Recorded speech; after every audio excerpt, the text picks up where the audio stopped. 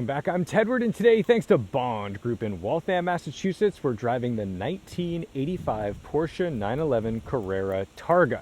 Being an early Carrera means that it has a 915 gearbox. It's pre-G50, so it's still a 5-speed, but it's a little notchier and lighter than the G50, albeit less robust in terms of synchros. This one actually rose quite nicely. It's a rear-wheel drive, of course, and it's a Targa, so we get the top-down driving experience in our air-cooled Carrera. The Targa has always been a really special thing because it's not a convertible, it's not a coupe, it's a Targa, and you get this great roll hoop and then the coolest glass in the game. And what's unfortunate about Porsche's Targas was that for a while they kind of went away, but only in spirit. The name stuck around. They had 911 Targas for 993, 996, 997s, but really they were kind of like giant sunroofs. It was a little goofy and weird. And when 991 came around, they started to go back to the old school vibes, but they made some wild mechanism so this glass could come back and fold, and we've seen that because we've driven a million of them on the channel. But it's fun to come back to the older days of the Targa. All right, not the oldest days, but old enough. Anyway, black on black, classic 911. This is good. I have a black on black 911 as well, and I've got a G50, so it's always a treat for me to drive something a little bit different. But this flat six, 3.2 liters of displacement makes just over 200 horsepower. I don't believe this one is tuned. A lot of people do a Steve Wong chip in these cars. To get back there, we'll pull this guy nice and firm and straight on so we don't bend it. And then beneath our deck lid is our very familiar sight, our air-cooled flat six. This one is an AC car. There's your air conditioner. And yeah, pretty simple stuff back here. Just do oil changes and valve adjustments and eventually a top-end rebuild and eventually a full rebuild. Can get very expensive to maintain these cars. And it's funny because back in the early 2000s, these were just so unloved. People were just using them as track rats. These were like E36s to people. They just bought them for nothing. They beat the crap out of them. They didn't service them. And then they kind of got yucky. But the ones that were cared for, and then all of them, all boats rise, I suppose, they just started getting so expensive. And now these went from essentially cars that were in the teens. People were buying these for like $12,000 to $17,000. Now these are like $50,000, $60,000, $70,000 cars, and the coupes in good condition with reasonably low miles. Anything under 90,000 miles, I think, is generally considered a low mileage car at this point. They're going for $100,000. It's bananas. Interior wise, pretty simple. This one's all stock, so it doesn't have like Recaro pole positions like my car. You've got the stock inserts and all this good stuff. These are really nice, actually. This is beautiful. I really dig this. And these are the door locks. You've got power windows, lovely to see. Upgraded speakers, and look, you can even look down there.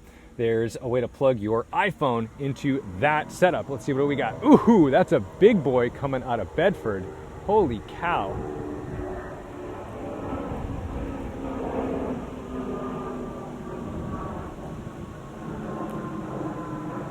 Usually they're just Gulfstreams. That's serious money right there. Okay.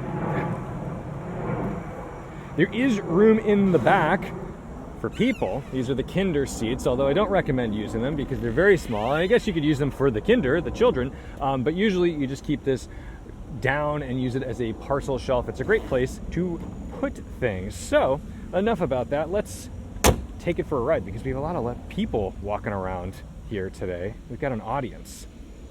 And gluing us to the road on these 16-inch Fuchs, however you'd like to correct me on this one. There's a 205 section up front and a 225 section in the rear. These are easier to find. These particular wheels are easier to find tire sizes for than the turbo wheels.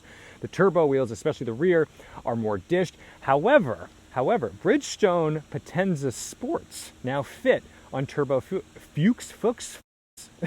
Sorry, I guess we have to bleep that one. But that's really good because I've been running R888Rs, which are a fine tire. They're a little long in the tooth, but it's not what I want to be running on my street car. So I think I'm going to transfer over to those pretty darn soon. But anyway, I'm going to show you something.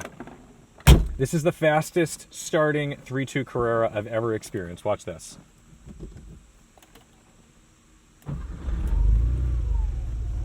barely a turn, just straight to life. 80,000 miles on the clock. And this is I don't know if this is original.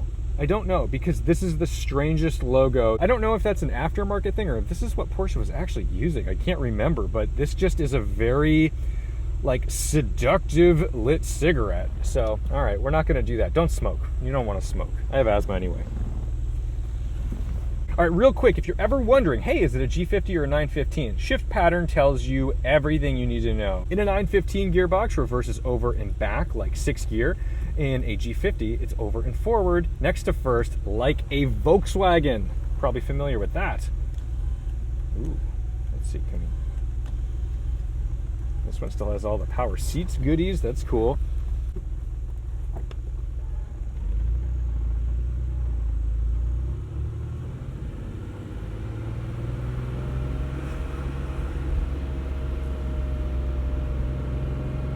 Very bright, sunshiny day. Everyone's out for their lunch walk. And there's the Boost Blue FK8. I didn't see that on my way in. Ooh, we like that. That's cool.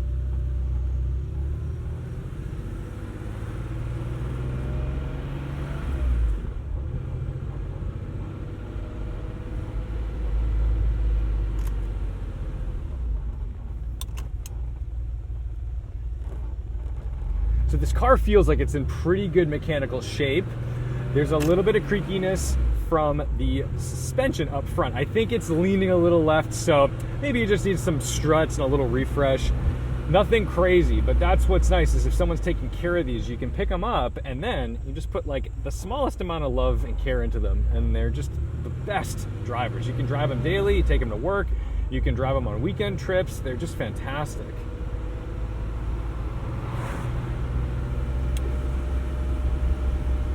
See how insulated this goes. This window goes up a little slower than that window, pretty common on these cars. There's always one.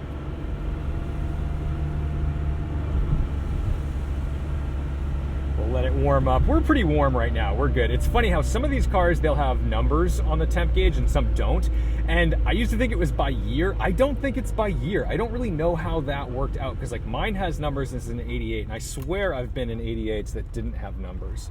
So just have a hard time understanding what their logic was in the manufacturing process there.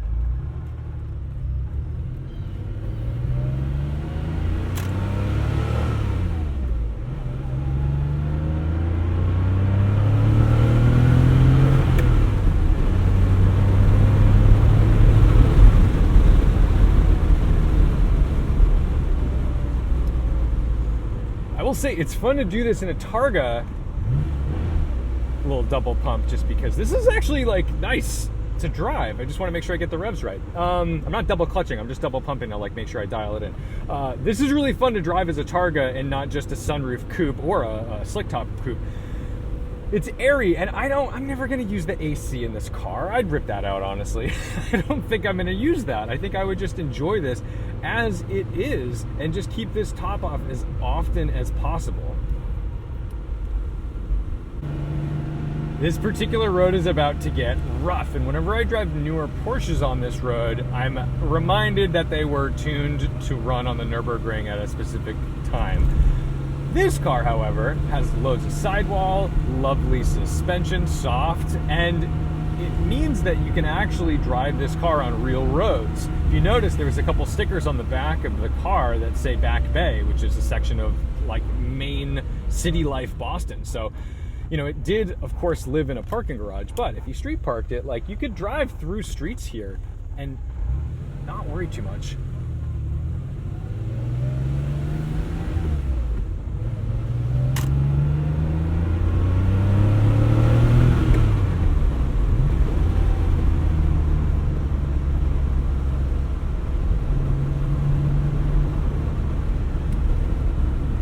Subaru crossing the yellow line for no apparent reason because he's going quite slow. Don't understand the logic of drivers who put themselves in these positions going onto the wrong side of the road for no reason. It's just baffling to me. Let's see if he slows down for the bump. I really want him to send it. Ah, bummer. right, so not afraid of head-on traffic, but terrified of bottoming out the crosstrek.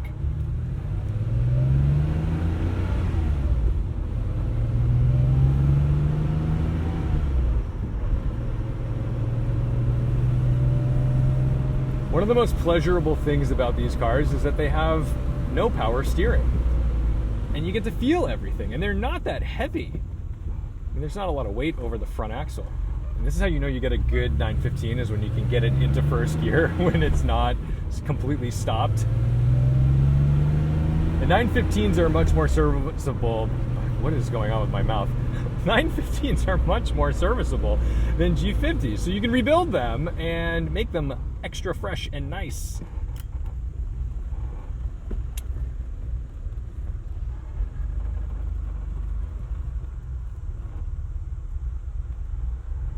Oh, good Lord.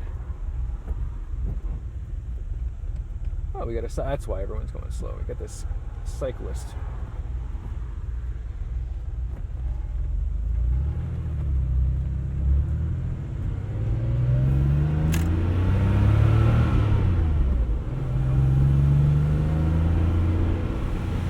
We'll be good doobies. He's on a nice little sprint up the hill. We love to see it. I've got line of sight through there so we can make this pass.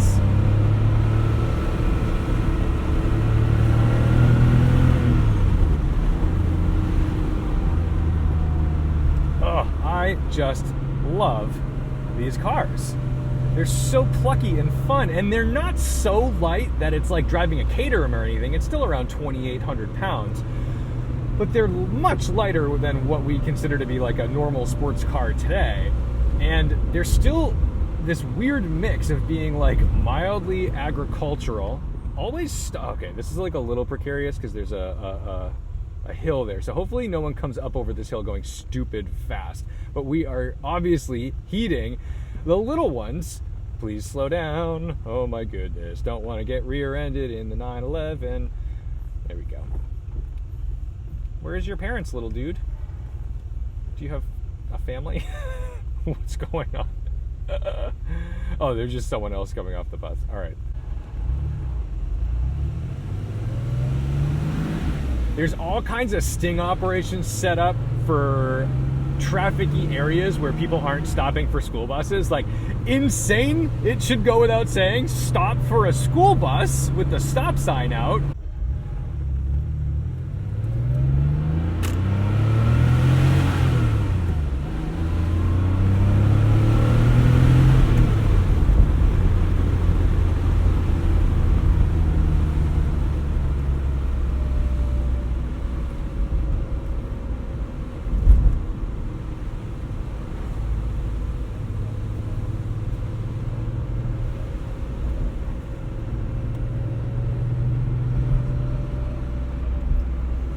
Cars are like the perfect speed. They're not fast, but they're not like slow momentum cars. You can always gain back your speed, and they drive up to, I think, 152 miles an hour was like the top speed of these things. So they do cook.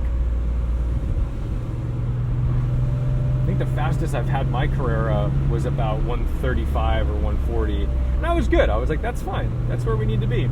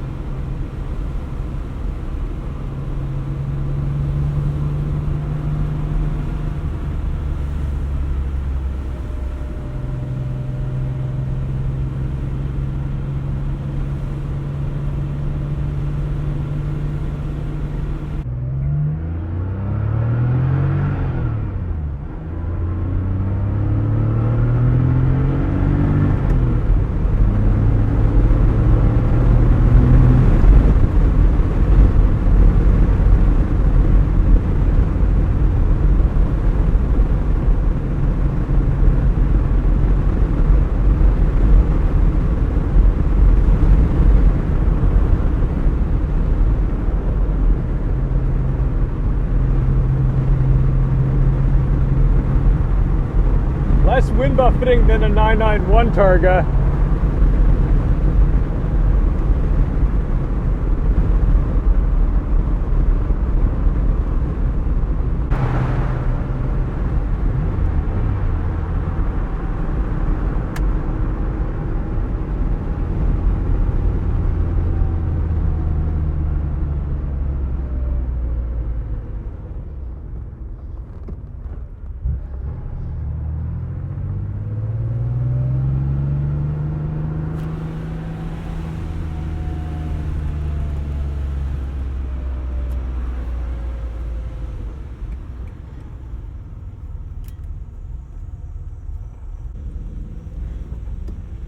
off the phone. Everyone just stares at their phone at red lights, and then it turns green and nobody looks. So, one of the things about these cars, they have junky stocks. These little stocks, the blinker stock and the wiper stock, they're very cheap feeling. Bad plastic, from factory, away she goes. I almost never engage it fully unless I know that I'm going to turn the wheel far enough for it to self-cancel, because the feeling of having to to put it back to center on my own is so unceremonious and cringy. It's just not a good thing. I do that on my own car too. I'm like, ugh, every time I have to push it back down myself, it's just such a gross feeling. Hard to explain. If you get in one and you try this, you'll know exactly what I'm talking about the second you feel it. But they work, okay? They work.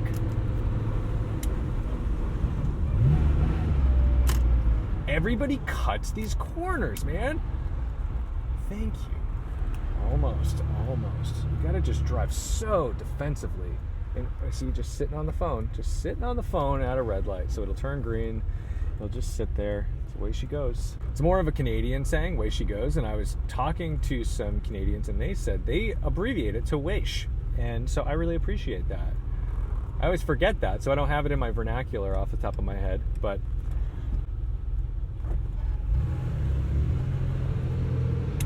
what the fuck? I'm sorry. What are you? That was crazy.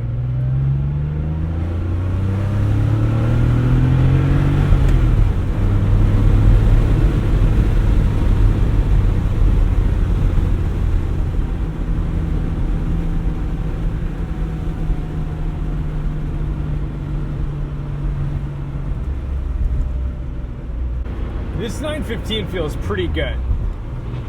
This is solid. This is nice. When they're bad, when they get crunchy, ooh, it's stressful, man. You'll go for like a 2-3, a half a dozen times, and it's great. And then you go for the 2-3, and it clips that gear, and you get a little, it may not crunch, but you feel it, and you're like, oof, and you feel it in your soul.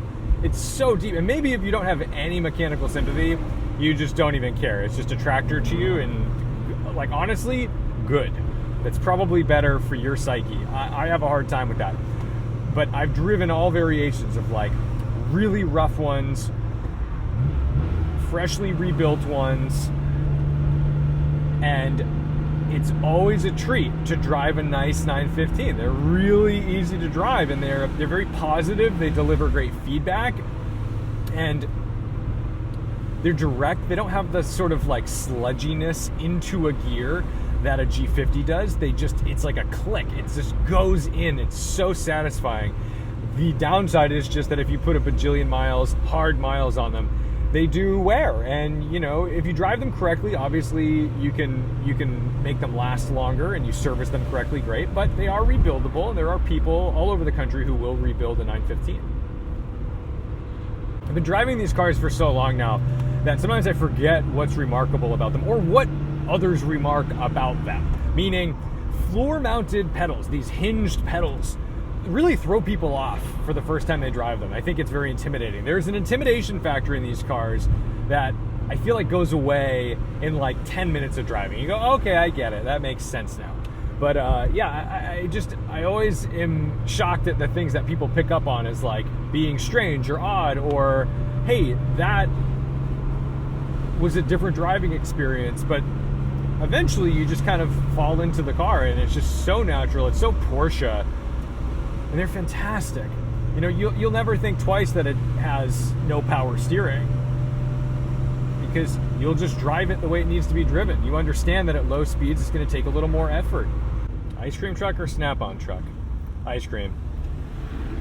Let's go nurse this thing back to Bond Group. I'm glad I had a little go in this. I mean, we've done so many of these types of cars, but I don't think I've ever done a 915 Carrera Targa before. So that was fun. This is a good experience. I like the Targa thing. The Targa thing is great.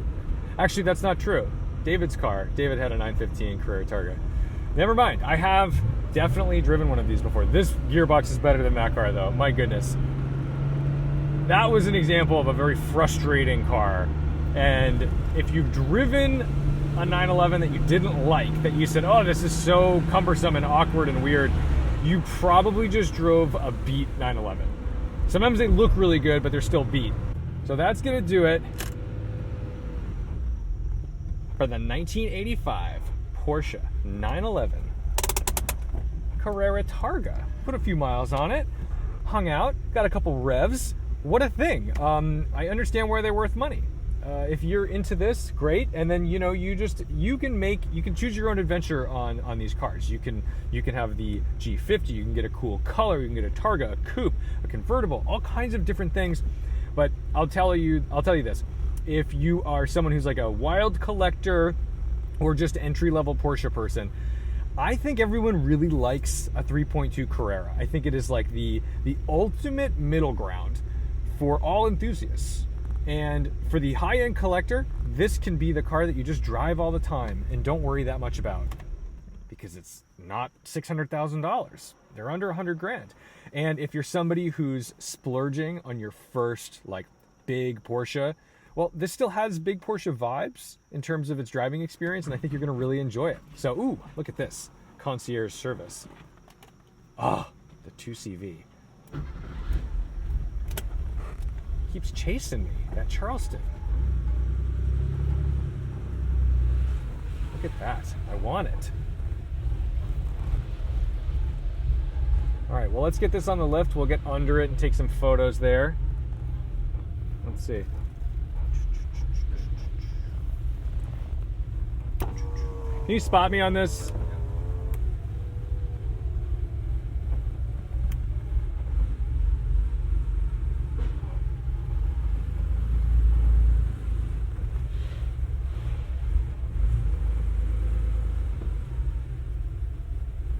Cool. All right, don't forget to respect the drive. We'll see you in the next one.